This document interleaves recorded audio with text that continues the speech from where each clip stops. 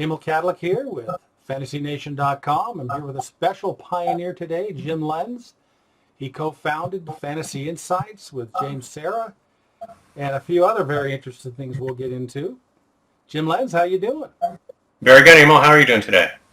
Well, it's Monday, but it's all right. It's progressing. It was a fun weekend. Yeah, I know the feeling. It's Mondays are always long. Yes, we'll get rid of it here with doing this interview. Well, this is fun, so. Yeah, this is definitely fun. So tell me, when you were young, when you were a youth, how you kind of got started into enjoying the NFL, or if you did at all, and how'd that start? When I was younger, I played football. I played football in 7th and 8th grade, and we used to play football. I grew up in Southern California, and we used to play football out on the street, every day. So it was a lot of fun. We all used to pretend we were different players, and at that point, that's when I finally picked a team. In Southern California, you had the Rams, the Raiders, where in Northern California, you had the Chargers, and at that point, that was the year that both the Seahawks and the Buccaneers were coming into the league, and my brother took the Buccaneers, and I took the Seahawks, and I've been a Seahawk fan ever since. And as we were playing football when I was younger, I was always Steve Largent at wide receiver, so. He was a blast of fun. So if you were an original Seattle fan, I'm just going to step aside here for 30 seconds. Who quarterbacked the first franchise win for the Seattle Seahawks? Wasn't Dave Craig, was it? Or was it? No, I don't remember. And it wasn't Zorn. No, I know. Well, yeah, Craig was after Zorn, so. Yeah. I'm not sure. I don't know the answer. Steve Meyer. He was a alumni of the University of New Mexico. That is why I know the answer. Oh, see, I would never have guessed that. So, Zorn but yeah, in the chaos of that first, year or whatnot, Zorn eventually beat him out, and he disappeared, and he really wasn't very good. But I was a fan for all the hard years, so. Yes. A lot of those. Enjoyed the Super Bowl. Yes. So tell me how you found out about fantasy football. I started working as a trainee with this one insurance company, and one of the things that the office did was have a fantasy football league. So in 1988, they invited me to draft, and I, joined the league, and I drafted, we drafted a little restaurant right next door to our office, and I don't remember how I did that year, but that was kind of the first foray into it, and, played that for the 7 years that I was in our Newport Beach office before I moved to Kansas City. So when did you meet James, or when did you start to think about maybe I could make this into a business? Well, I first met James in 1994. I'll backtrack just a little bit. I actually was on the Prodigy service. I remember Prodigy, CompuServe, and all of them. So I was on the Prodigy service, and I was beta testing for Prodigy, and that's when they were starting to bring out their graphical user interface. And what you could do as a beta tester, you can actually create your own sites, and eventually what they were going to do was export them to the web. So that's when I created actually my first site, which was called Pro and Fantasy Football, which was in 1994, and that was on Prodigy, and then they put that into a website, and then which eventually evolved into NFL Fantasy after that. That's when I met James, when he was on CompuServe and I was on Prodigy. So you met online even back then. And we actually didn't meet each other for many, many years. I can't even remember when we first met, but, we were just going back and forth in conversation, and, he was talking about his software, I was talking about information, because that's all mine was just pure information, and we decided, hey, let's just get together and combine these. That worked out pretty well. Yes, it did for many, many years. So I forgot all about that Prodigy and stuff. When you were on Prodigy, you really weren't on the internet yet, or how did all that work? Well, what it was, it was just a dial-up service at the time, but what Prodigy was doing was they were trying to make it so you can create websites on Prodigy that exported onto the web, to the www. So at that point, that's what I did. I created the site, and it actually was on the internet, but I think it was a prodigy.com address /jlenz or something like that. That was the first web address for me. And that's where I had that site. And then eventually after that, that's when James and I met, and we decided to, choose the NFL Fantasy name and kind of and change things around. So when you're on that / though, you eventually were on the web. Oh yeah, definitely. I was on the web for, I can't even remember how long, but maybe 6 months before I met James. So. because I recall like my original site was route66.net/tilde-football Okay. for a while. And I remember thinking, gosh, should I get a domain name? Yeah, I don't know. It's 25. Didn't even know what a domain name was at that point. Yeah, so I forget. Mine wasn't until 95 or 96, I forget. But I'm really fascinated. You ever heard of the Wayback Machine? Yes, I go on there. Actually, I checked it out a couple weeks ago just to see what came up. You see that there? That's when we were the Butkus winner, right? Oh, that was the Internet 96. Sports Award. Yeah, you were 96 we were the Butkus. Butkus. That I copied this off of Wayback. The 96 one didn't have enough images, so I went to this one. But what is this award, the Internet Sports Award? The Internet Sports, I really don't remember, because back then they had a number of different companies that were, looking at websites and, saying that you were one of the best out there. So I think they picked a number of sports sites that they awarded this all-pro site to. I think it was a little different than Butkus, because I don't remember seeing this even more than in 1998. I think Butkus in 96, and I think there was one other year we won Butkus too. So, but back then there were so few sites out there that, what was our 4, 5, 6 sites probably in 1995, 96. Yeah, do you remember some of the other sites? When I first started, I remember, Sam Kaplan had his site, and then obviously Bob Harris, and then afterwards I know David Dorey with the Huddle came on. So those were some of the real pioneers that really started that. So, and I remember Mike Nazarick was another one with Fantasy Football Mastermind. So he was another one that came in after that. I can't recall when exactly, but those are kind of the first people that came on. And my original site too. We don't care about that. Oh, well, of course, yeah. Just kidding. It's really fascinating to me. I wish there was a good history. I wish Wayback went way back further, because I think it only goes to 95. Because it'd really be neat to have more to understand what happened earlier, but I don't think we can, unfortunately. Well, I tried to search under different names and different things, and I couldn't come up with much actually before 95, 96. So yeah, I think that's the end of it, or that's the beginning of it from the Wayback Machine. Still quite valuable though to have that. Oh, definitely. It was great going back and seeing this stuff, and it was interesting. I typed my name in and try to look at some of the old message boards back from the late 90s and some of the questions people were asking you, and yeah, I did, and it was interesting because some of the same issues that popped up even with the products I had. Oh, well, you spelt something wrong, or the grammar was wrong. It wasn't that the player was wrong or you projected him wrong. It was like, man, can't you spell, or can't you get right grammar or something like that? It's just crazy, some of the things people complained about. Even back then. Oh yeah, more than anything actually. The first 5, 6, 7 years, people didn't know a lot about the players, but they always wanted to find something to pick on. Wow, I thought it was modern people who would be that annoying. I guess. Well, I wouldn't know because I haven't done it for 10 years. So the modern people, I'm kind of glad I don't have to deal with the modern people. Probably so.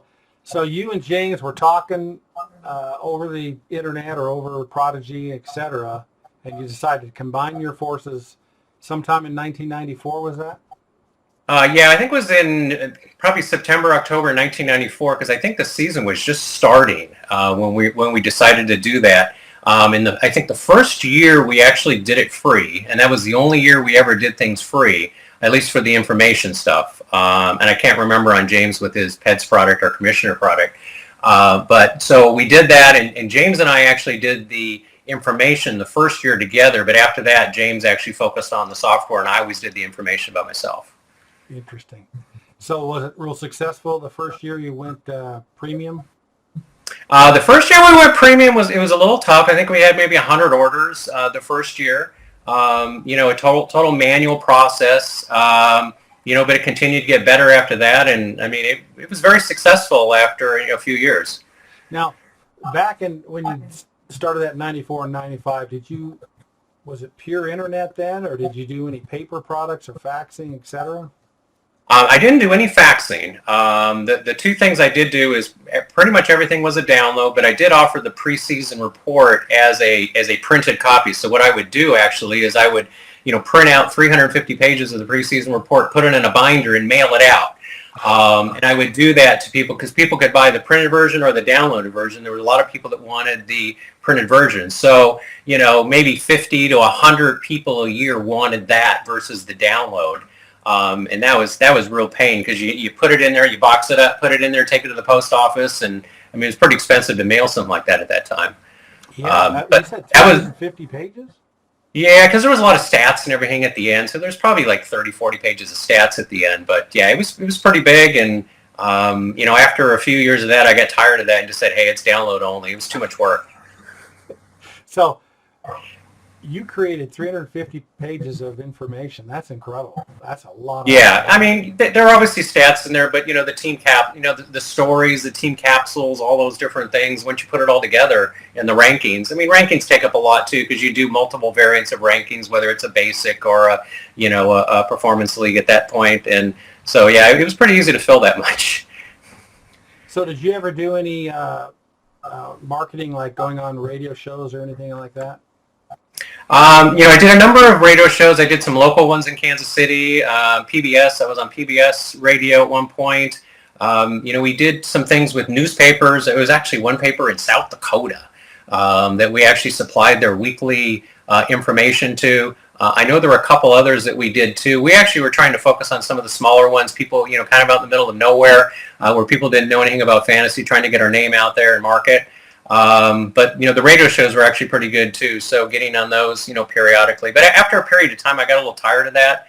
And really, because I actually have a full-time job and I've been with the same employer for 31 years. Oh my. So the combination of the job and, doing this, I was probably working, 18 to 20 hours a day every day during the season. Oh my, that's pretty heavy. That's really heavy. Yes. Wow. So in '98, you guys created the Fantasy Sports Convention in the Tropicana Hotel. Tell me how you guys came up with that idea. We started talking sometime in, I think, 96 or 97, and, how it'd be really cool to do something like this, try to bring everyone together, all the people we know, all the sites, and bring in some football players. So, James kind of led that charge when we got into it. Him and his friend Larry McAllister worked with us on that. And yeah, there's Larry over there on the right and myself there. God, looked young. I was 35 at the time, so man, that's amazing. But yeah, Big tall guy. Actually, I can't see because my picture's in the way. Oh, that's Randy Cross. It looks like. Yeah, it's Randy Cross. It looks like Randy Cross. So, but yeah, no, it was a lot of fun putting it together and all the work and getting in the Las Vegas Review Journal and we had actually it was interesting because I was sick that whole time. I was really sick. I had the flu. And I was there. So that's one of the things I remember the most was having to deal with the convention and have the flu and do all that. So, but it was a lot of fun. And, I wouldn't say it was disappointing. I think it was, good to be the first one. I wish we had more people there. It definitely wasn't a profit maker, but, we got our name out there and I think it was something to, I think it spearheaded the industry a little bit. Well, I personally think it was a very important milestone for the business and the industry. First, for a lot of reasons, it was a convention for fans, and also it was kind of the B2B, and all of a sudden we got all these people together that have been in the fantasy business for a few years anyway, and it was kind of cool just to integrate and talk, and it's a great milestone. I'm glad you guys did it. Oh no, me too, and we did get to meet a lot of people because we had never met any of the people there before.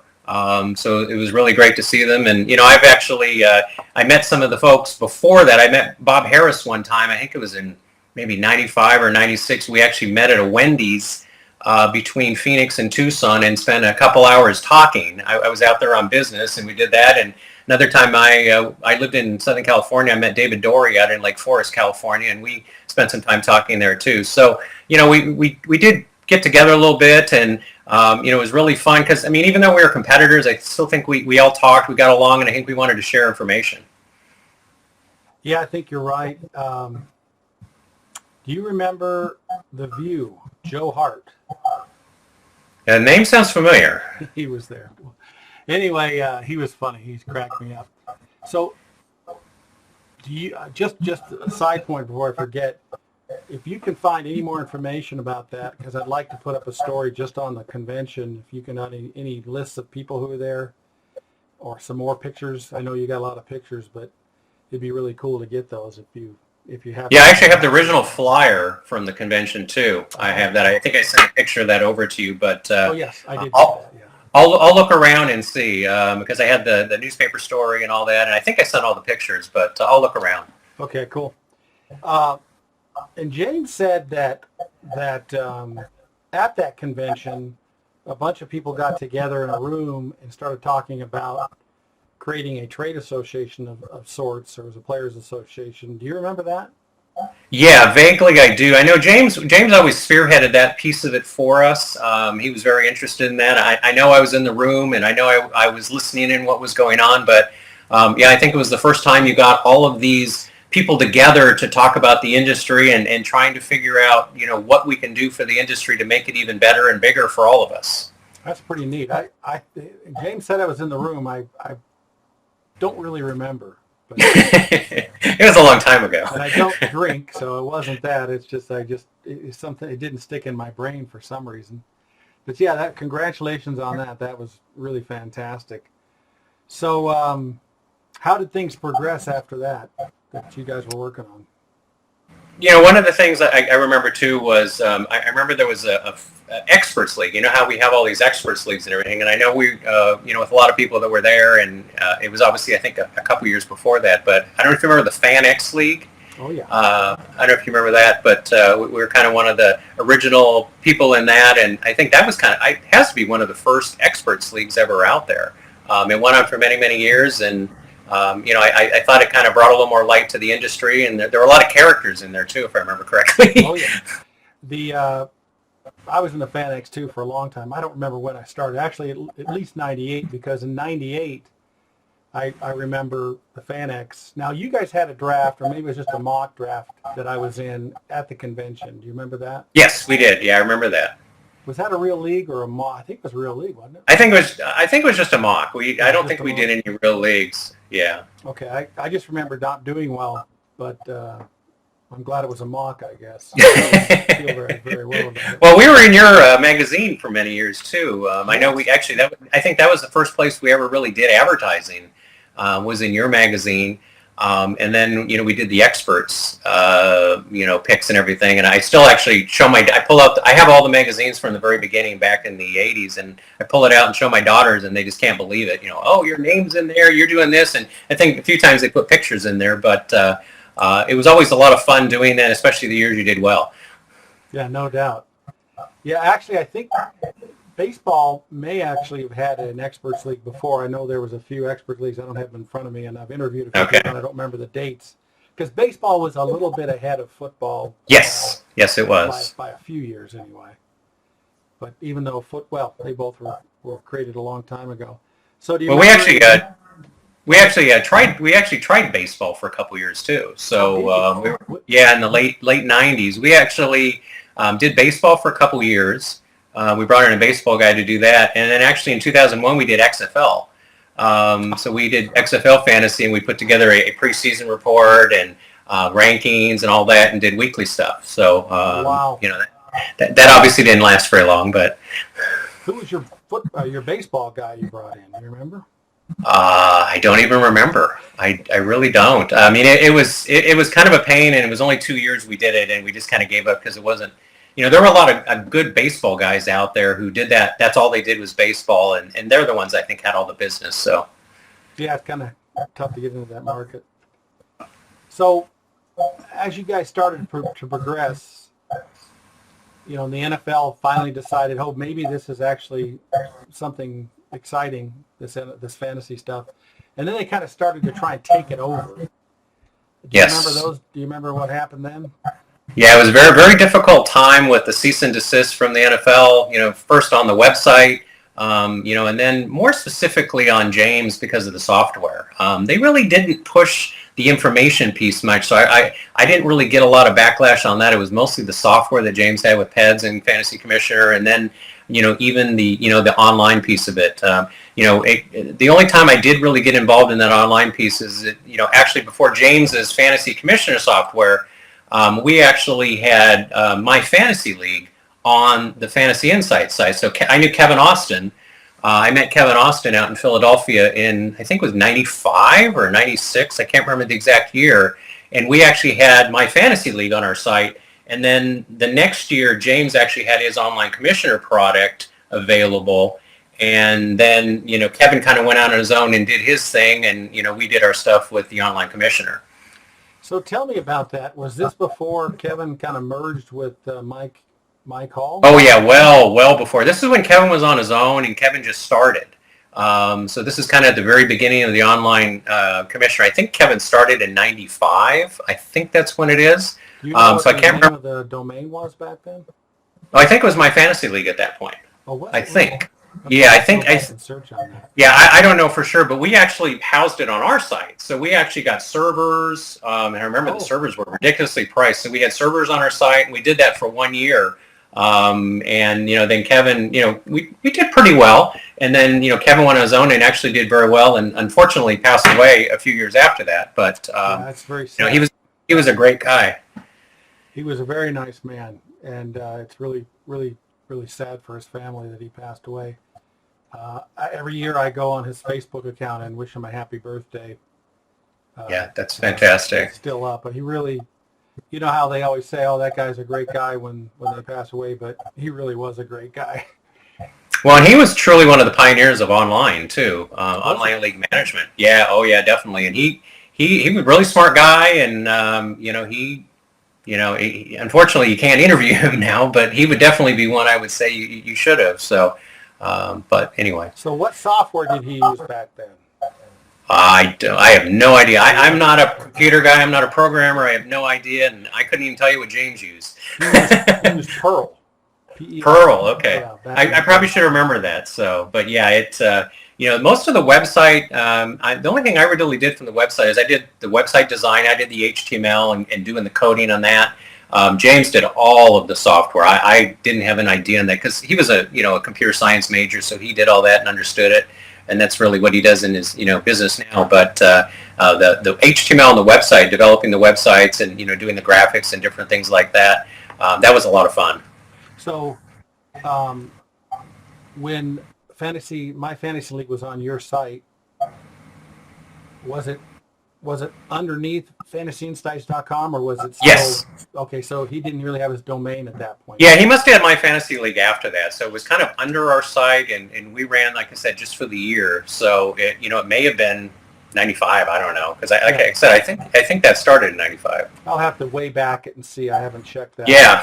and Hall, I guess he was FFLM, which is more of a buy a box and put it on your computer kind of thing. I can't remember. Yeah, that's exactly what it was. He competed with James, even though the two of them I know were pretty close and talked a lot. But Mike, he actually got on the online stuff later, and I think he got the online basically from My Fantasy League. That's when they merged or purchased. It was a purchase going on there. So. Oh really? Oh okay. Yeah, I thought so. I thought that's where that stuff happened because Mike owns My Fantasy League right now, if I remember correctly. Say that again. Doesn't Mike Hall own My Fantasy League? Yes, he does. Yeah, okay. Yeah, that's what I thought. He basically, they somehow merged, and then Kevin worked with him. I guess he bought him out. That's my understanding. Mike Hall, he doesn't want to get interviewed. He says he's a very private person. So, and I apologize for talking about Kevin, but I just think it's important to document his stuff, even though we can't interview him anymore. Oh, I agree with you because, Mike had the software. He didn't have the online. I think that was his foray into online, with Kevin doing that because Kevin did that well. So, and, because everyone was trying to figure out, we had ours, Kevin had his, and, Mike wanted to compete, I'm sure, with James and some of the other online commissioners too, because there wasn't very many at that time. No, I forget when the big guys came in, like CBS Sports and then Commissioner. It was a few years after that. That's what I really love about the beginning is these guys weren't, paid by some big company like a network or something to develop all these things. You guys developed this stuff on your own, created your sites and sweat equity and went out there and started doing it. That's I think what's important to remember about that. Yeah, it was amazing some of the things James did. I mean, I know that he had a lot of pressure with the online commissioner just because of, a lot of the stuff going on, especially with stats. And, stats were probably the biggest piece of it. It wasn't the programming the site and setting it all up and doing all that. I mean, he knew that stuff well, but I think dealing with the stats companies and dealing with the customers, I mean, sometimes the customers can be very, very difficult. And I think they were even worse than the online commissioner. I mean, like I said, I had a number of people. I used to get hundreds of emails a day, and I'd respond to them all. But I can imagine he got a lot more than that, I think, at times. Hundreds of emails a day. Yeah, That's yeah. Because you'd get people who, let's say for your weekly, you'd project somebody with 100 yards and a TD. They'd write you and say, hey, you only had 60 yards and a TD. I mean, don't you know what you're doing? I used to get that all the time, and that was probably one of the most frustrating things. And that's, to be honest with you, that's one of the things that really just drove me out of the industry too, was the constant complaints about, inaccuracy, that you're like, oh, well, you're a few yards off, you put 100 yards and it's only 80. It's an art. It's not a science. I mean, it's, about 60% of the time you get them right or get them very, very close. And I see the guys who do it now, and I see, where they're at. And there's sites out there like Fantasy Pros now that, everyone, submits their picks and everything so they can document it, which is really neat. But we didn't have anything back like that then. It would have been really nice if we did do that.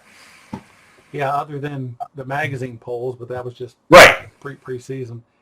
Yeah, those are good ones. I lost my train of thought. I had a really fun thing to say. But so you guys progressed in through the 90s and into the 2000s, and then you finally got you guys sold to Athlon? No, that's a different people. Who'd you sell to? Oh, Real Time Sports? Well, actually, so we separated the business. So we separated the business out. So I kind of ran the Fantasy Insight site. James ran the software site. So I sold out to Adam Deschelle, who was one of my writers back in 2010. So he took on Fantasy Insights, and then he had that for maybe 3, 4, 5 years, and then he actually sold out to someone else.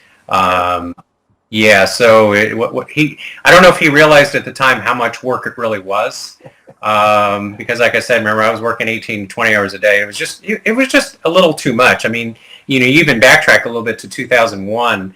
I talked about we did XFL and everything. I got married in 2001, and my daughter was actually born on 9/11. And being in the insurance industry, I mean, that was a big thing for the insurance industry too. So I actually had to go to work that day and do that. Then I had to come home late that night, even though my daughter was in the hospital. I had to go write a weekly report. And then we find out, I think it was on Tuesday or Wednesday, that they canceled the week. Yeah. So, you do all that work and then they cancel it. But, there's just a lot of work in dealing with that. So is your daughter forgiving you for that first time? Yeah, she does. But honestly, there was a lot of time that, I used to sit in my chair in my office, and she'd be there next to me, rocking her when I'd be up all night, kind of kicking her thing, to rock her and everything. So, I spent a lot of time with them there, but there were a lot of times that I, didn't spend as much time with them as I should. So it was unfortunate. I can't believe you worked that many hours.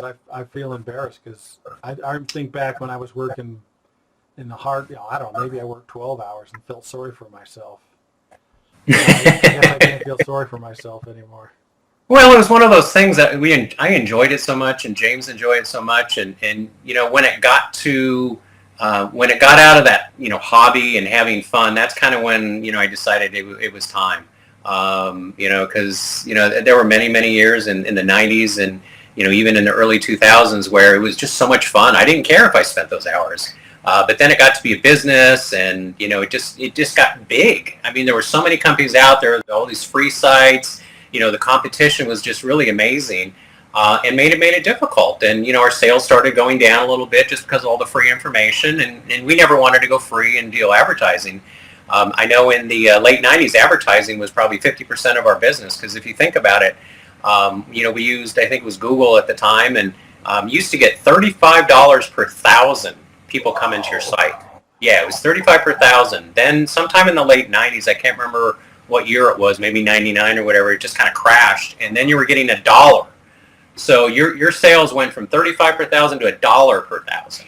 And I mean, it pretty much cut everything out. Now, we sold enough of the product, where we were making a profit, even without the advertising.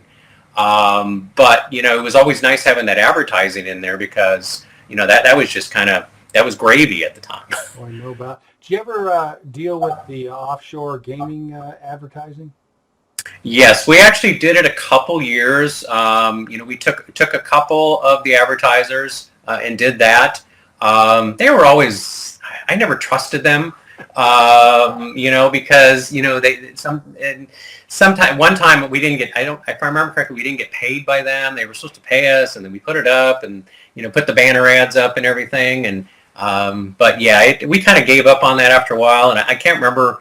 I think through Google or through somebody, you couldn't use them anymore. So they were actually throwing a lot of money out there, and it was actually good for some of the folks in the fantasy industry like myself, and who knows, maybe Bob, David, and all them. I don't know if they took those, but it was pretty easy money dealing with them, as long as they paid you.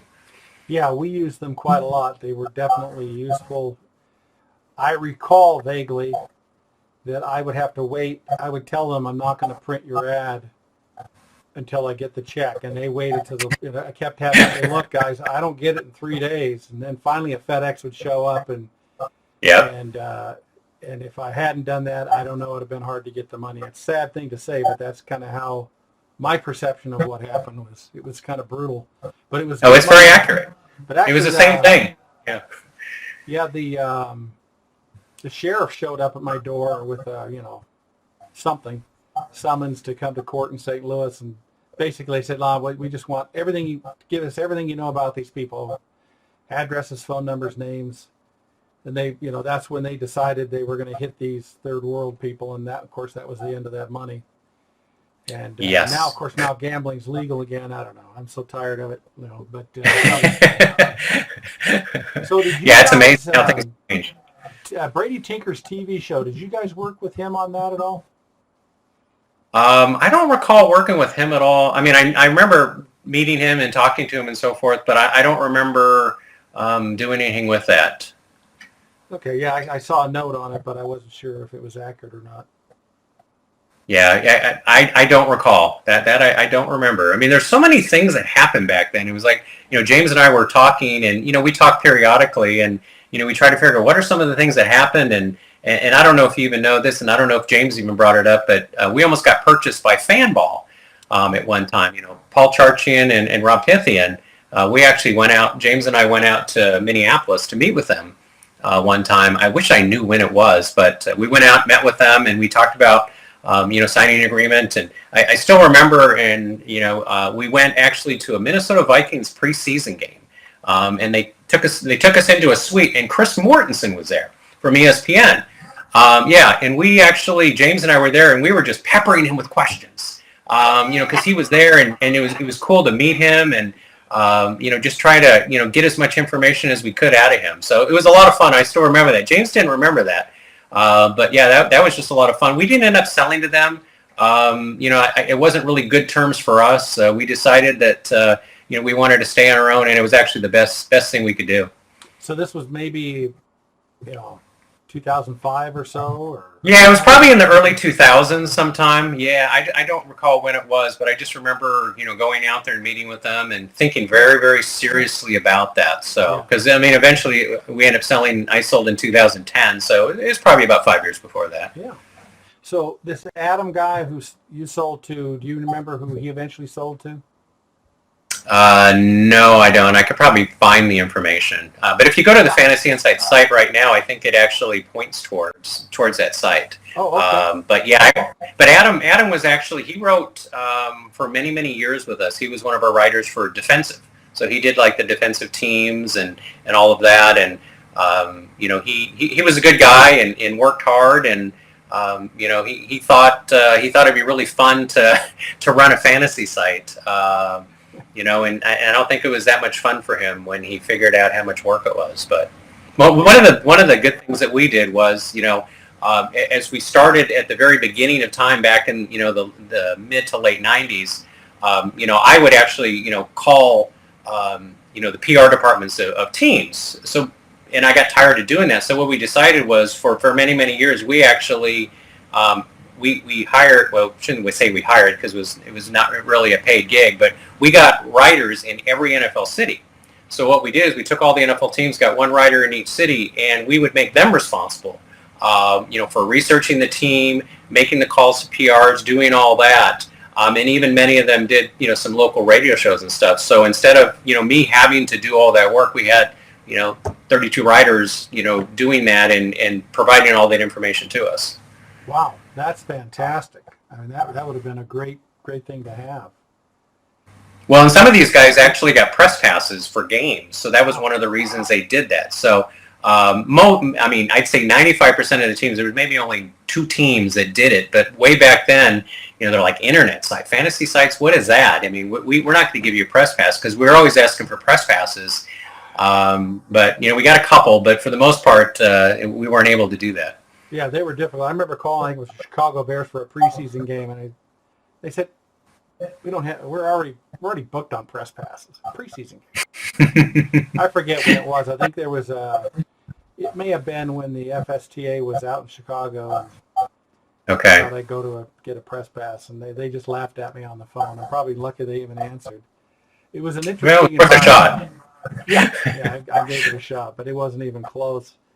Yeah, the way back then, it was the NFL was tough. I mean, first off, in the 90s, when you tried to call the the PR department, I'm sorry, they were typically annoyed by you unless you treated them just right. Exactly. They were just annoyed, and I've got the perception that a lot of NFL players were calling them. Hey, is this guy going to play this weekend? And that drove them nuts. I guess they didn't realize that it was helping the NFL by all these crazy fantasy people. It took them like a decade to figure that out.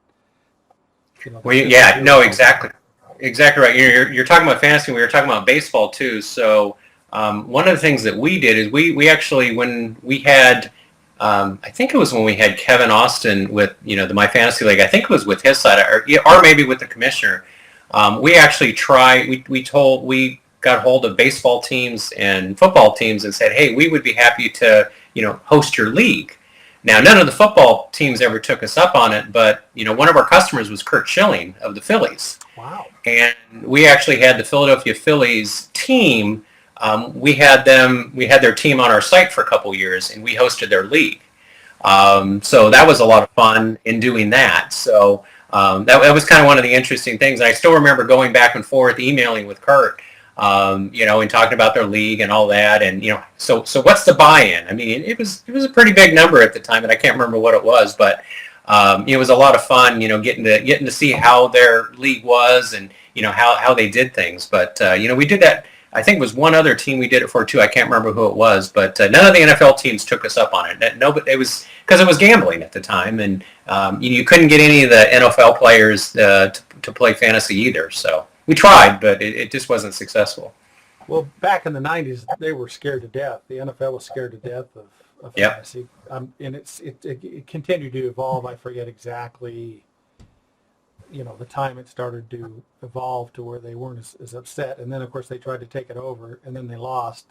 And then now you got the NFL Network, which is a lot fantasy, even though they may not say it all the time. Without fantasy, I don't think you have the NFL Network, personally. No. I think fantasy really took the NFL to the next level. I mean, because who's going to watch a Tampa Bay, New York Jets game, that's, nobody cares. I mean, that's the thing about fantasy, because people will watch every game now. You get the Red Zone channel, and I'll sit on the Red Zone channel, or I'll go back and forth between games, if the Seahawks aren't on, of course. But, I mean, that's what people will do. They'll watch everything, and I think that was so good for the NFL. It was huge, yet they didn't either realize it or care to talk about it. I remember before all this, mid-90s, late 90s, whenever it was, I'd go to a bar that had 9 TVs along, and it was just heaven, before you had the Red Zone and everything. And just sitting there watching, observing people, and you'd have the Raider fans would come in, and they'd watch the Raider game. And when that game was over, they're gone. I don't care about anything. Yeah. And fantasy guys, fantasy people, you're watching every dang game, for what you just said. And I remember even radio people would say, fantasy, that destroys the integrity. You should have one team. And It's like we still like, it's even better. We like every team. Who do we not like? Yeah. It was funny how they just couldn't figure that out for whatever reason. Well, they figured it out and making a lot of money out of it now, probably. I'm sure that the viewership of the NFL over the years probably grew 20% just because of fantasy, and that may be a low number.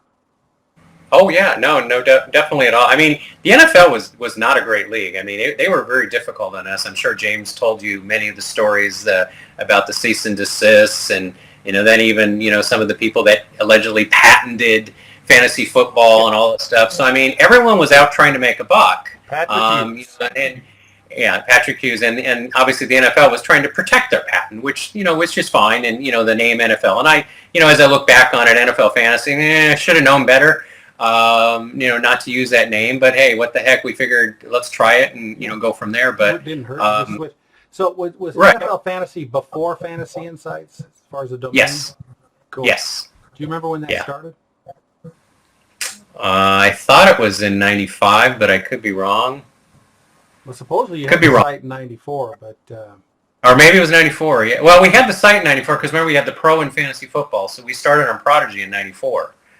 So that's when we started that, and I can't remember exactly NFL Fantasy, so it was right around that time. So that's cool. I went to it the other day, and it actually went to NFL.com/fantasy or something. Yeah, I think they bought the domain. They must still have it after all these years. I'm a little surprised.